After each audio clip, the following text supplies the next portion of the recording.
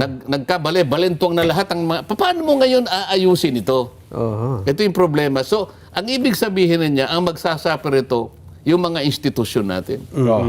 Pinag-uusapan pa ba natin ngayon dito? Yung furniture, hindi na. Pinag-uusapan pa ba natin dito kung makukonvict o ma-acquit Ayun nga. si Vice President Sara? Pag-uusapan pa ba natin dito kung sino ang next Senate President? Pagka ganito ng kalagayan ng bansa natin? Doon nila tayo dinadala, Sen. Sagutin ko po yung punto nyo. Doon tayo dinadala nila ngayon. Paano pa tayo madadala ron? Nagkabali-balintong na nga, hindi na nga natin alam kung yung mga kutsara, kung saan natin nakukunin. Saan mo pupulutin yung mga pinag... Wala na eh. Parang yun ang priorities yan eh. Ang ibig lang nating sabihin dito, kahit ano pang gawin pan-distract. Sabi nga nung isang kolumnista, yung sinasabi ko sa iyo kanina. Our institutions are fast failing us. Mabilis na talagang ano. No, faster than our leaders' capacity to contrive anything to hide something from us. Mas mabilis itong pagbulusok ng ating mga institusyon kaysa bilis nila na mapagtakpan ang mga pangyayari mula sa ating pagkaunawa. Kaya lang, yung mga tao naman na wala nang ginawa, kung hindi ipagkanulo yung bansa natin, wala nang ginawa, kung hindi kunin nila yung Senate leadership, para sa ganon, ay tuluyan nilang malagyan ng kandado yung baul.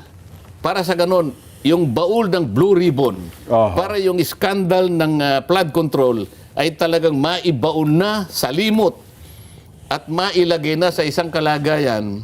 Kumbaga, ilalagay sa isang panic room na kahit anong gawin mo, kahit nagamitan mo siguro ng pinakamalakas na acetylene na ano yan, hindi mo na mabubuksan. Ganun ang gusto nilang gawin.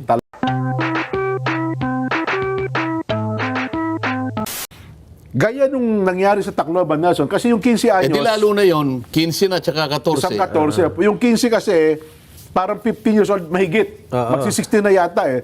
Yung isa naman, 14 anyos, papunta pa lang ng 15. Pero nag-uusap sila. Nag-uusap po. At alam mo kanilang gagawin. Alam mo kasi consequence. At yung isa, mas maraming binaril, das mababa yung kanyang... Yung 14 anyos. Yung kulang.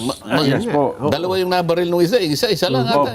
At yung 14 ang mas maraming alam sa batas eh. Yun, Kasi yung nagsasabing hindi tayo makukulong dito eh. Not necessarily mas marami siyang alam. Alam niya na mas mababa yung kanyang edad. Kaya makikita niya na, hindi, kanya, kahit na mas kasi ikaw, baka ikaw, ako hindi eh. Kasi sa 15 baka mamaya baka kanya borderline ito eh. Pero ako 14, libreng-libre ako. Maaring ganun ang isip niya eh. Nangyari nga.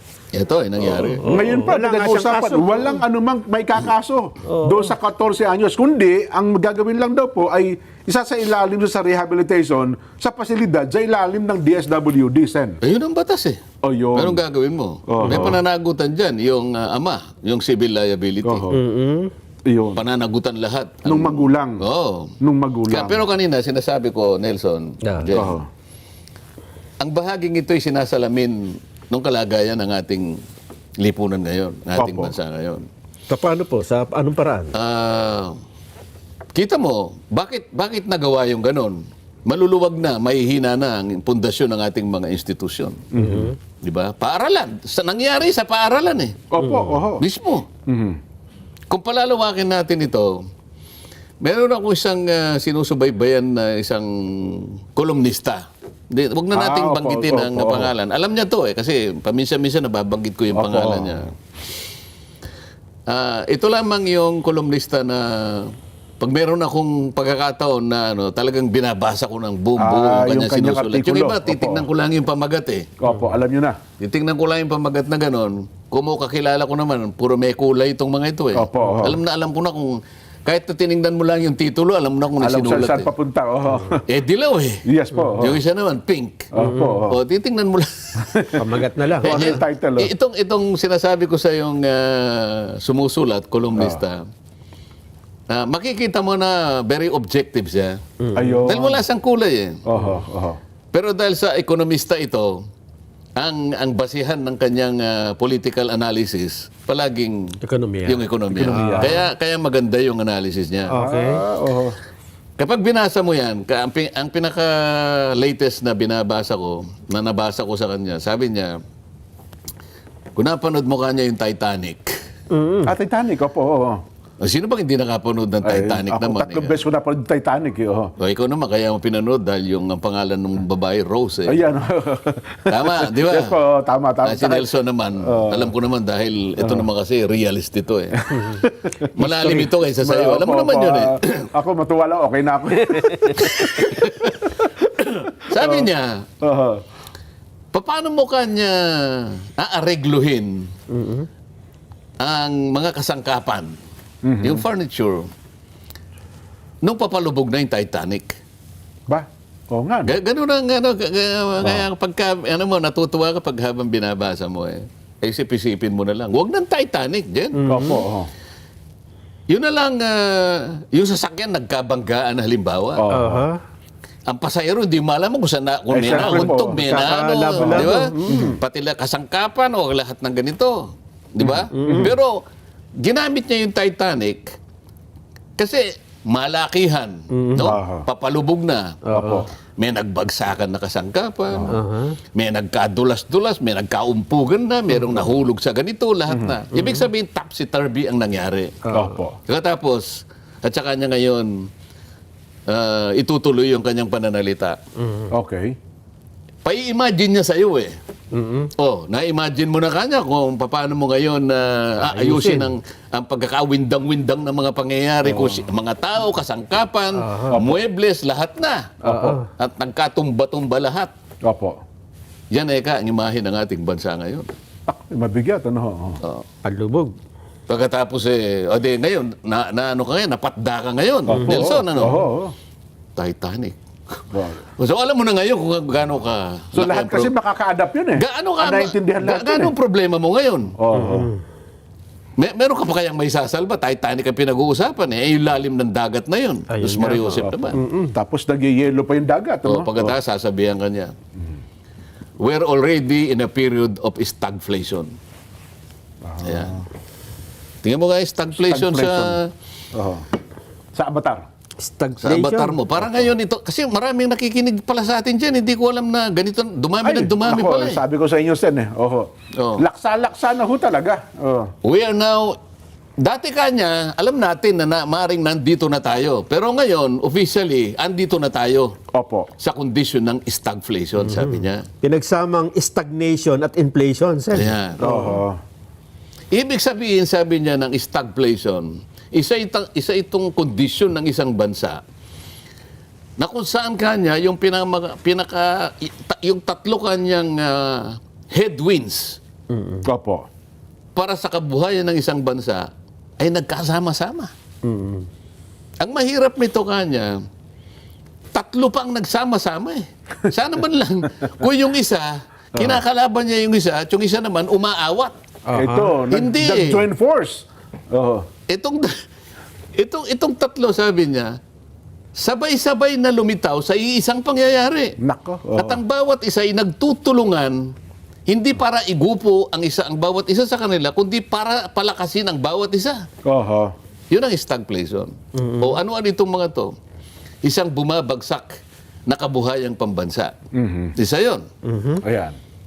Pagkatapos, yung pangkalahatang presyo ng bilihin. Ito yung inflation. Opo. Pagkatapos kanya, yung kawalan ng hanap buhay.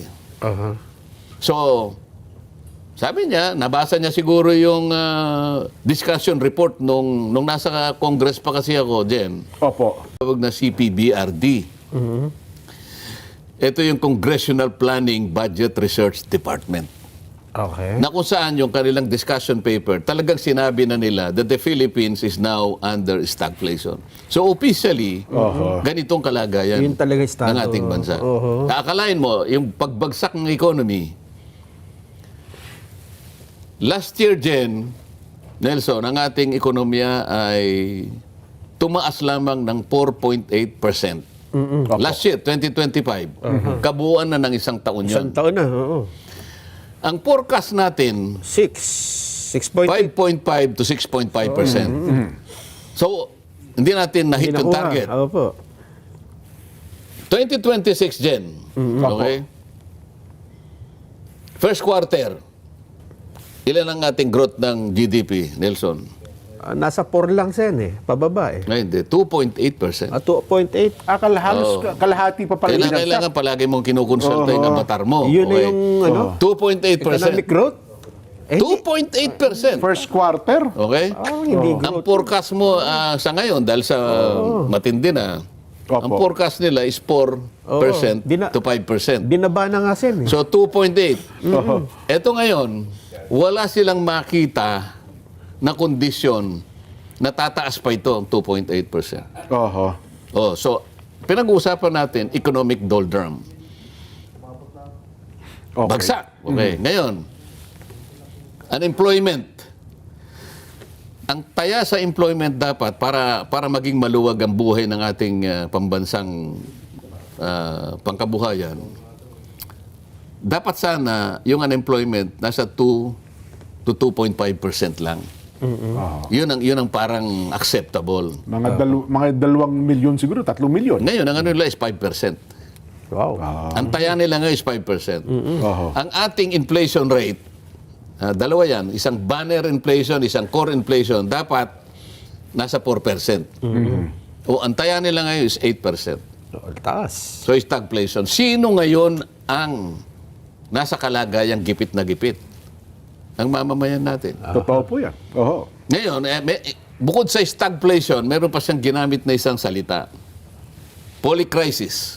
Polycrisis naman, oho. O, yung lang poly, alam mo na ibig sabihin ng poly. Multi-crisis. Tapos, mayroon Oh, ibig sabihin, pagka sinabi mong poly, marami yan. marami, sabay-sabay. Crisis, ibig sabihin, maraming krisis Opo. na nagsama-sama na naman. Sabay-sabay na naman, oho. Sabay-sabay na dumating sa buhay ng ating bansa, hindi ngayon malaman kung paano ang gagawin. Diba? Halimbawa yung inflation dyan, pangkaraniwan, ang central bank pumapasok dyan. Opo. Para lang ma-address ang inflation, pangkaraniwan na ginagawa ng central bank, ini-increase nila yung interest rate. Yes. Oho. Okay? So, hindi na ganun kasimple ngayon. Dahil nga polycrisis eh. Bawat galaw mo ngayon, May epekto sa iba. merong apekto. Pangkaraniwan ng isang halimbawa rito, yung isang taong napakaraming sakit, sa dami ng iniinom mong gamot, yung iba nagagamot, yung iba naman nagiging Trigger. nati-trigger naman ibang sakit. Ganito eh. May Ganito side effect nangyari. pa nangyayari. Opo. So pinigil mo yung interest rate, Oho. magiging stagnant naman ang economy mo. Wala mag-invest Okay. Mahal ang pag-utang. Oo. Pagka naman yung public spending kasi stagnant ang economy mo. So ang gagawin ng estado, mag-stimulate siya ng public spending. Ano naman ang resulta niyan? Inflation. Dumami yung pera in circulation. Parang perang hapon na lang eh. Walang balor. O, di ba? Napakababa Nung ng panahon balor. na nga po, 2 sakong pera. Bibili ka ng isang kalabaw, 10 sako ng pera ang dala mo. Oho. So, ganito yung kanyang pagdidescribe. Alam mo, ito, Jen, ako alam ko na. Kaya ko lang naman binabanggit ito. Merong isang analyst na siya rin nakikita niya eh. Oho. Kaya natin dinidiscuss ito. Hindi para sabihin natin na, hindi naman impartial si Sendan. Hindi. Yung sinasabi ko, kino-quote ko yung sinasabi nitong political Nung, analyst political na to. analyst at saka Na ang kanyang discipline, economist ito eh. Opo. At saka parehas ito. Neutral Wala ito. siyang kulay. Oho. Kaya sabi ko nga sa inyo, bago ko babasahin ng isang manunulat, titignan ko muna, yellow to eh. Ang binabasa ko lang yung title. Alam Kasi niyo na. pagbasa mo ng title, alam mo na yung sinulat niya eh. Oho. At saka Sen, Yellow Tsaka yung sinasabi niya ay may mga basihan ng mga balita. Meron siyang basihan. Oo. Halimbawa, bakit nga ganito nangyari? Pupunta siya doon sa isang pamantayan. Sabi niya, public satisfaction. Yan. Gaano kanya ang satisfaction? Ang satisfaction sa Tagalog? Satisfaction. Yan naman ang hirap naman sa inyo. Kasi, Minsan lang ako magtatanong sa iyo, hirap hindi na pa kami kayo. sanay mag-Tagalog eh. Kasapatan. Hindi kasapatan. Diba? Kaiba yung kasapatan sa satisfaction. Satisfied ka, di ba? Na Oh. Kasiyahan. Ganyan na lang. Ito si Writer 4 eh. Kasiyahan pampubliko. Kasi kapag ka nasisiyahan ng publiko, acceptable lahat ang Acceptable. ginagawa Tama. ng bansa, sa bansa, ng leader ng bansa. Okay. Kinuha niya ngayon yung Public Satisfaction Index Aha. sa ASEAN. Apo. Ang ASEAN ay binubuo ng labing isang bansa. Ngayon, sa ngayon. Opo. Okay. Tiningnan niya kung ang pag-uusapan nga niya, yung public satisfaction rating, nasaan ang bansa natin? Aha. Isipin mo, out of 11, 11. pang-10 tayo eh. Nako, nasa dulo.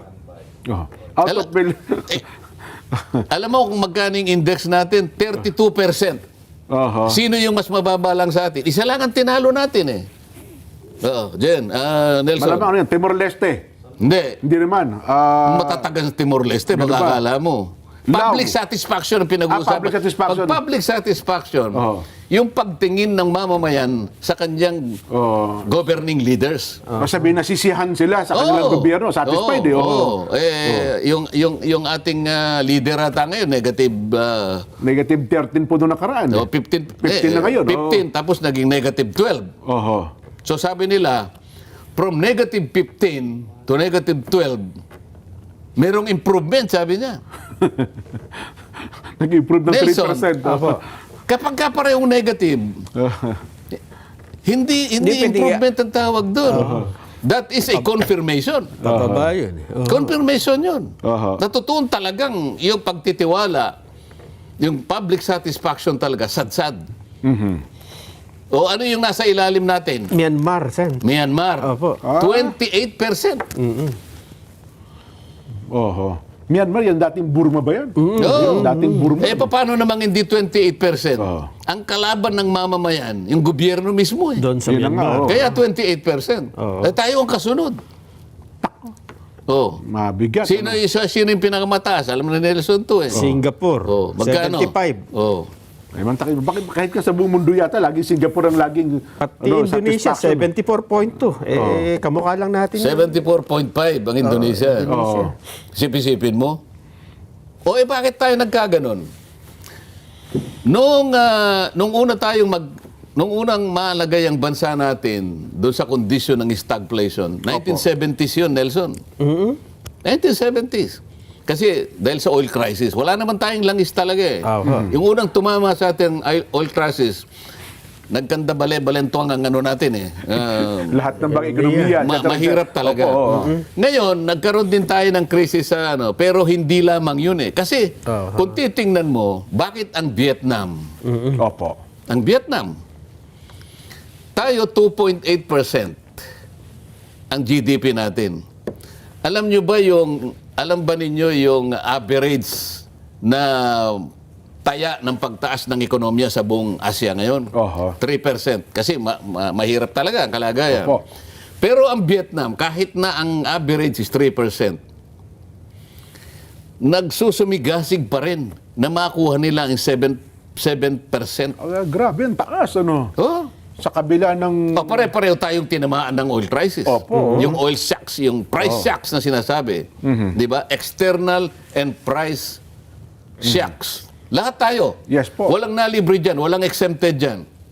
Pero ang Vietnam, lalo na 7% pa po sila. Malaysia at saka yung Indonesia, lumalaban sila.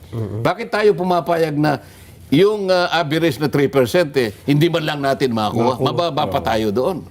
Kasi kung nagawa nila, lalo yung Vietnam, kaya Ito tayo yung sinasabi gawin ng natin. Pilipinas. Ano ngayon na magiging resulta ng lahat ng ito? Ang pinag-uusapan natin kanina, ginamit nating paghahalimbawa, Titanic. Lubog na barko. Tanungin mo ito ngayong mga cameraman mong ito. Paano mo susubukan na i-rearrange mo yung furniture sa isang papalubog na barko? Kawasak-wasak na. Kahit anong gawin mo, lahat naman magsasakit. Lahat tayo magtutulong-tulong. Ngunit, talagang napakahirap gawin. Yun lang siguro mga kutsara mo na nagliparan na. Paano mo? Yung mga pinggan na nagbagsakan na. Nagkabale-balentuang na lahat. Paano mo ngayon aayusin ito? Ito yung problema. So, ang ibig sabihin niya, ang magsasuffer ito, yung mga institusyon natin. Oho. Pinag-uusapan pa ba natin ngayon dito? Yung furniture, hindi na. Pinag-uusapan pa ba natin dito kung makukonvict o ma-acquit Ayun nga. si Vice President Sara? Pag-uusapan pa ba natin dito kung sino ang next Senate President? Pagka ganito ng kalagayan ng bansa natin? Oo nga. Doon nila tayo dinadala, Sen. Oo. Sagutin ko po yung punto nyo. Doon tayo dinadala nila ngayon. Paano pa tayo madadala ron? Nagkabalintong na nga, hindi na nga natin alam kung yung mga kutsara, kung saan natin nakukunin. Parang yun Saan mo pupulutin yung mga Oho. Wala na eh. Parang yun ang priorities yan eh. Ang ibig lang nating sabihin dito, kahit ano pang gawin pan-distract. Oho. Sabi nga nung isang kolumnista, yung sinasabi ko sa iyo Opo, kanina. opo. Our institutions are fast failing us. Mabilis. Faster. Mabilis na talagang ano. No, faster than our leaders' Aha. capacity to contrive anything to hide something from us. Oho. Mas mabilis itong pagbulusok ng ating mga institusyon kesa bilis nila na mapagtakpan ang mga pangyayari mula sa ating pagkaunawa. Oho. Hindi nila may tatago yung pag ganon, Sen. Kaya nga, Mabigat kaya yun. irrelevant na nga eh. Sasabihin nga natin eh. Kailangan pa ba nating pag-isipan, makukonvict kaya si Vice President Sara o ma-acquit? Parang hindi na yun ang point eh. Oho. Kahit na sino pa yung maging Senate President, ano pa ba yun? Importante pa ba sa ganitong kalagayan ng bansa natin? Mukhang hindi na validong ano yun, Sen. Ano? Mukhang hindi yun dapat ang priority natin. O kaya natin dinidiscuss ito. Oho. Importante kasi ito dahil ito yung kalagayan ng bansa natin. Lahat ng mga taong nagmamalasakit para sa bansa natin, alam nila kung anong gagawin nila. Oho. Kaya lang, yung mga tao naman na wala nang ginawa, kung hindi ipagkanulo yung bansa natin, wala nang ginawa, kung hindi kunin nila yung Senate leadership, para sa ganon, ay tuluyan nilang malagyan ng kandado yung baul. Para sa ganon, yung baul ng Blue Ribbon, Aha. para yung skandal ng flood control ay talagang maibaon na sa limot at mailagay na sa isang kalagayan, kumbaga ilalagay sa isang panic room na kahit anong gawin mo, kahit nagamitan mo siguro ng pinakamalakas na acetylene na ano yan, hindi mo na hindi na mabubuksan. mabubuksan. Ganun ang gusto nilang gawin. Talagang silyadong gusto nila, no? Oh, paano hindi mangyayari ito? Oho. Wala nang transparency. Ayaw nilang maging accountable. Gusto nila hindi na sila magkaroon ng pananagutan. Kaya itatago nila sa ating mga kababayan. Oho. Lahat na magtatangka, kung sino man, napipilitin niyang buksan yan, ay talagang... So, kaya ganyan ang ginagawa nila eh. Kasi ang katwiran nga ng isang senador din, Sen, kasama niya naman, mas marami tayong priority na dapat asikasuhin. Move forward na. Move forward na tayo. Oh, Move on. pero mag-move on sila, Oho. bago sila mag-move on, ay kailangan ibaon muna nila yung flood control Usapin ng scandal. flood control scandal. Kung talagang ang inyong kagustuhan ay pagsilbihan ng mamamayan na talagang nadisgrasya, pinagsamantalahan sila, pera po nila ito, para sa kanila ito.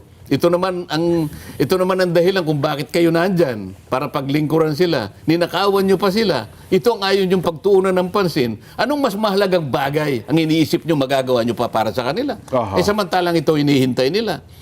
Bakit ayaw ninyo? Ay, malinaw naman ang dahilan dyan kung ba't ayaw nila eh. Kasi sila yung makikilala. Sila yung mananagot. Alam na po nila kung sino-sino kayo eh. Panahon na lang po hinihintay eh. Tukoy na naman nila yan. Opo. Oo, panahon na lang. Oho. So, ginawa nila ito para masiguro lang nila na wala nang uungkat ng bagay na ito kahit sino. Oho. Ayan yan. Na kung ano man ang mangyari. Ikukulong kita, nga niya. Oho. Subok-subukan mo nga na yan, ikukulong kita. Oho. So, sabi naman nung isa, sige, kulong nyo. Bueno. Di ba? Oho, oho. Nako, sa dito pa, alam nyo, maging si President Trump ay nag-react eh. Pero mantakin nyo, nangyari na naman, at ngayon na po, napapatunayan natin yung binabanggit nyo, rocket and feather irony. Oh. Kasi sa buong mundo daw po ngayon, abay, bulusok na po pababa ang presyo ng produktong petrolyo. Pero dito po sa atin, mukhang sumasalipaw-paw, dahan. Kaya nung isang araw, di ba, binabasa natin yung balita, mukhang sabi ni President Trump ano ba nangyayari dyan? Namomonitor natin ang baba ng presyo ng produktong petrolyo. Bakit sa iba't ibang bansa, parang ayaw pang bumaba ang presyo, Sen? No, sa monitoring board, talagang bagsak na. Oho. Kaya lang, napapatunayan sa tunay na pangyayari, sabi ko nga sa iyo, yung rackets and Feather's irony. Opo. Pagpapataas ang presyo parang racket. Nako, pumapaimbulog. O, wag na natin sabihin kasi yung racket hindi masyadong kilala. Quitis. Parang Sabi na lang quitis. natin. Ang bilis na Opo, tumaas. Tumaas eh. Pero kapag kaya naman ay bababa, Nako, yung pinakapinong balahibo ng manok. Opo. Dahon ng waling-waling na lang, Sen, para alam nila. Ganon talaga. Yun ang realidad eh. Ang presyo na pala sa world market, $69 per barrel. 69, no? Napakababa na nito. Sinasabi natin na talagang walang nag-argumento sa atin doon. Walang sumubok na magdebate sa atin. Talagang totoo yung sinasabi natin. Yung mga Totoo po. tangke sa Singapore na minimaintain ng Malaysia. Opo. Di ba? At saka Singapore. hindi, yung sa mismong yung dalawang malalaking mga Opo. hindi nila ma-argumento yun. Rotterdam at saka yung Petronas. Opo. Rotterdam at saka Petronas ng Malaysia. Walang dumibati sa akin doon dahil napatunayan nilang totoo yun. Hindi nagbago yun. Oho. Hindi nagbago yun. Ayaw lang nilang kunin yun. Dahil nagkaroon sila ng pagkakataon talaga na kumita ng limpak-limpak na salapi. Oho. Pero ngayon, Sen, sana bumaba, magpakalugi naman sila kung talagang... Kasi ang problema daw po ata ngayon, yung nakabir ng mahal, nandun pa sa Strait of Hormuz. Nakatenga Kaya po kung i-deliver daw po nila sa mga bansang gaya ng Pilipinas, may pagkalugi sila kasi nabili nila ng mahal, ibebenta nila ng mura ngayon. Kung ano-anong ginagamit, hindi naman nabili dun sa may strait, yung may mga bansa na nakatalatag sa sa Strait ng Hormuz. Hindi opo. naman dun nabili. Oho. Nabili rin sa at ibang pamamaraan niya. Pero kinakailangan nilang masulit kasi. Di ba? Kaya ganyan. Ako naman, kumita naman sila ng malaki. Doon kung malulugi naman sila ng konti ngayon, para naman sa tao na sambayan ng daigdig siguro. $69 US dollar per barrel po ngayon ang presyo ng crudo. At ngayon po, minamind condition tayo na next week daw po, pwedeng bumaba ng sentimo, pero pwede rin daw po tumaas ng sentimo. Yun daw po ang trading ngayon sa world market.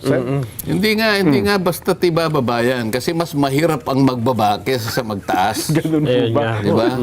Yung pagtaas napakadali niyan eh. Oho. Segundo lang andun na Ay, sa opo, epekto agad. nandun na sa sinapupunan ng langit, sabi niya. Nako. Oho. Pero pagbagsak, Ayaw. mananalangin ka ng siyam-siyam bago talagang tuluyang umabot sa iyo. Di ba? Ako naman, bagay mukhang napikon yata si President Trump paiimbestigahan niya yata itong ganitong insidente na bakit napakabagal ang pagbaba ng presyo sa kabila ng mababa na po sa pandaigdigang pamilihan. Diyan naman siya masisira dyan. Ganun po. Wala pa nag-imbestigan yan. Wala pa. Panahon pa ni Kopong-Kopong kahit ang ganyan na presidente ng Amerika, Sen? Huwag mo sabihin Amerika ka, hindi mo kaya yan. So talagang international cartel talaga ito, ha? Hindi naman yan hindi naman inimbento yan. Kalakaran talaga Kalakaran yan. talaga. Walang batas Oho. ang gumagawa niya. Pagka sinasabi mong the law on supply and demand, nila. Hindi pwede amyendahan niya. Kahit na sabihin mong law, kahit sabihin mong batas, Opo, gusto ko pa i-repeal yan. baka mamaya matulad ka doon sa mga sinaunang mga leaders natin, hindi ba? Anecdotal lang. Opo. Pero sa totoo lang, talagang kalakaran yan. Hindi kaya. Pati tuloy ako, nasa mid. Naalala yata ako ni President Trump. Anyway, si Ate Jean Subarjaga Balboa ay nakatutok pala sa ating palatuntunan. Sino yun, Jen? Si, kapatid ng nanay kong bunso. Ayan. Yan ay Kasi sinabi mo, ikaw lang mag-isa, wala ka namang kapatid. Di po, kapatid ng nanay ko. Nanay niya. Nabunso. kapatid ng nanay mo. Bali, tsahin ko po. Ayun. Si Ate Jean Subarjaga Balboa. Ayan. Ba't Ate Jean ang tawag mo? Auntie dapat. Oo nga, Auntie, dapat. auntie. Kasi ako panganay na apo panganay na apo. Kaya, Minsan hindi na rin consistent si Jen. yun na nga po. Ang Kuya Benji Mutia naman, mga taga Carcar City, Cebu, Cebu ay nanonood daw po ngayon habang pumapangos na napakasarap na lechon. Wow! Yun! Karkar Cebu. KJ Manalad nanonood po ngayon. Salamat na marami, Kuya Benji Mucha. Pero Ayan. yung sa lechon ng Cebu, hindi sila gumagamit ng sarsa natin ano? Hindi po. Sa kanila po Suka suka. eh. Suka po. Kasi may lasa po yung lechon nila eh. Ba't yung sa atin ba walang lasa? Eh, kung hindi nyo paglalagyan ng hindi nyo lalagyan ng sarsa, sa kanila matamis po parang may ano na eh, may May lasa rin yung sa atin. Kaya lang, iba yung... tabang sa atin eh. Iba yung ano natin, sauce tayo, sila naman ay suka. Suka, oo. Kanya-kanyang kultura yan, Jenny. Pampalis daw po ng umay.